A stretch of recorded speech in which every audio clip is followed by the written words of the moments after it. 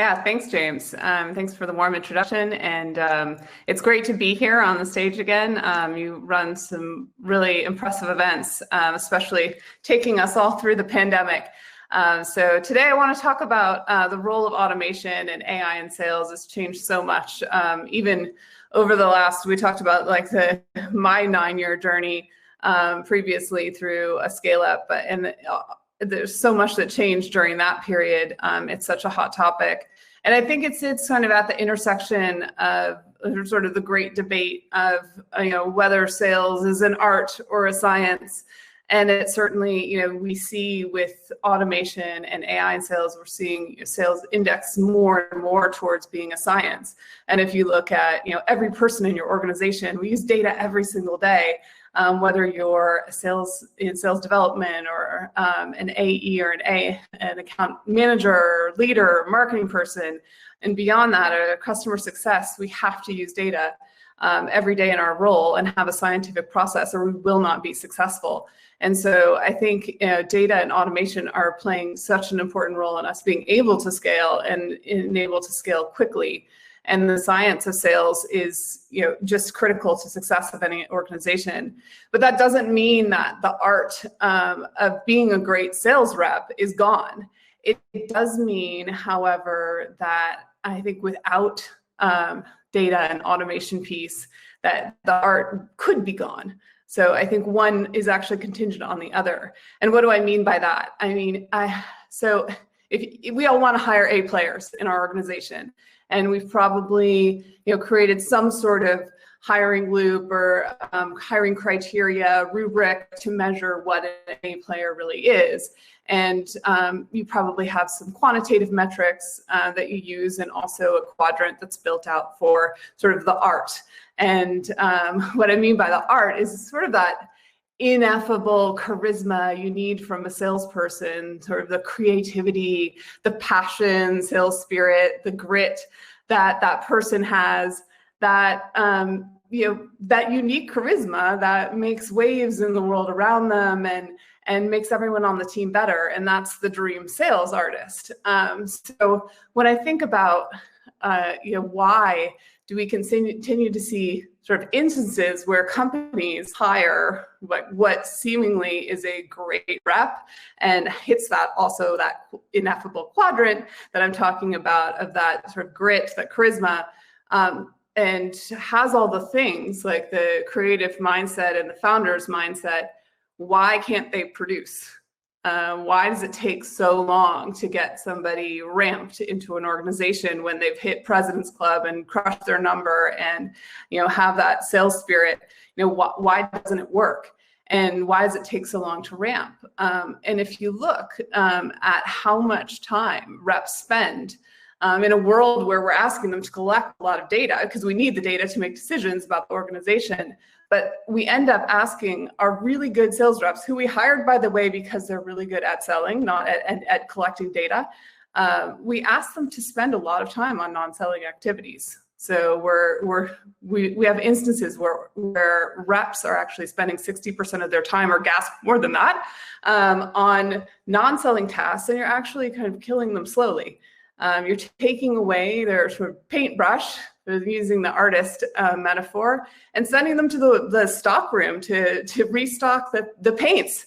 We're actually sort of demoralizing our reps, and it's not only is it really bad for them, but it's also wasting a lot of money we invested in the reps, but it's wasting a lot of money for our own organization. So we have to find ways to automate non-selling tasks and give reps, while collecting that data that we desperately need, we'll give reps what is critical to their success. And I'll use an example. In a previous role, I rolled out a sales process, which I thought was like great. And it had really clear criteria about how to move a deal from stage to stage, incredible exit criteria that was very explicit.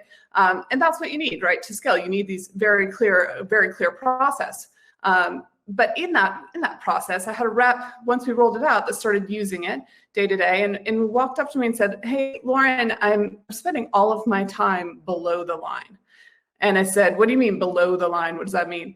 And he said, well, he spends all this time focused on trying to fill out the 4 easy steps, or I said easy steps, and 3 sub-steps to the sales process in Salesforce, that was actually making him spend an enormous amount of time after a call with a customer on what he called below the line activity. And reading into that a little bit further, I was actually taking away what made him really happy, which was getting on the phone with customers and energizing him, and the reason for which I hired him.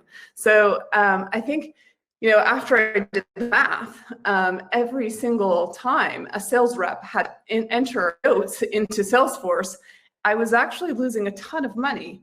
And not like even counting sort of the sales zen that I was losing by like killing the happiness of every single rep, by ruining that great moment that they had with a customer meeting, by making them enter an enormous amount of data in Salesforce.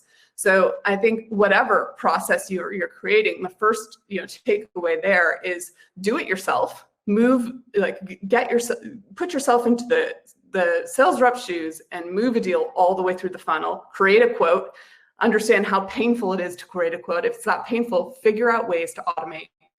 Figure out ways to automate the non-selling tasks in your process.